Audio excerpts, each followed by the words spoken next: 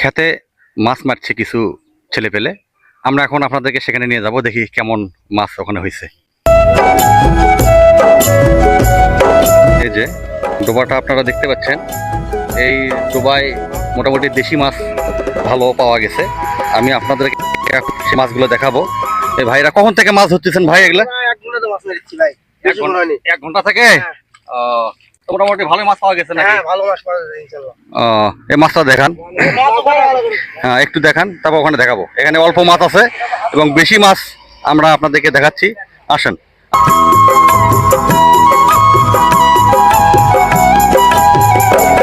অনেক সুন্দর, হ্যাঁ সুন্দর সুন্দর মাছ।